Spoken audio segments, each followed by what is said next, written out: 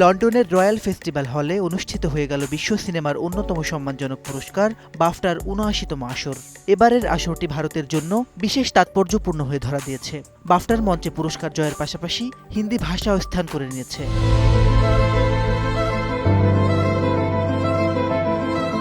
Bollywood superstar Alia Bhatt award present করতে বাফটায় যাচ্ছেন।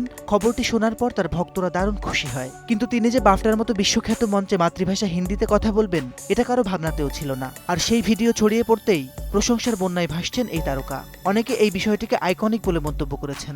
দেশপ্রেমের এমন অনন্য নজির স্থাপনের জন্য তাকে সবাই সাধুবাদ জানাচ্ছেন। नमस्कार। अगला अवार्ड एक ऐसी फिल्म के लिए है जो अंग्रेजी में नहीं है। ইংরেজি ভাষার বাইরে সেরা চলচ্চিত্র ক্যাটাগরিতে পুরস্কার দিতে বাফটার মঞ্চে ওঠেন আলিয়া। শুরুতেই তিনি হিন্দিতে বলেন নমস্কার। পরবর্তী পুরস্কার এমন এক সেরা সিনেমার জন্য যা ইংরেজি ভাষায় নির্মিত নয়। এরপর মজা করে বলেন, না, আপনাদের সাবটাইটেলের প্রয়োজন হবে না। পরে তিনি একই কথা ইংরেজিতেও বলেন। আলিয়া আরও বলেন, সিনেমা যখন অগণিত মানুষের কণ্ঠস্বর হয়ে দাঁড়ায় তখন আমরা শুধু একটি ভাষাকেই উদযাপন করি, আর তা হলো সিনেমার ভাষা।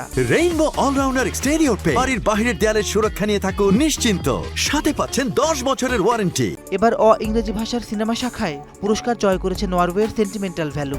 মানবিক গল্প বলার শক্তি যে কত গভীর তার প্রমাণ মিলেছে এই ছবিতে। Very unrepresented in India, my homeland, Manipur.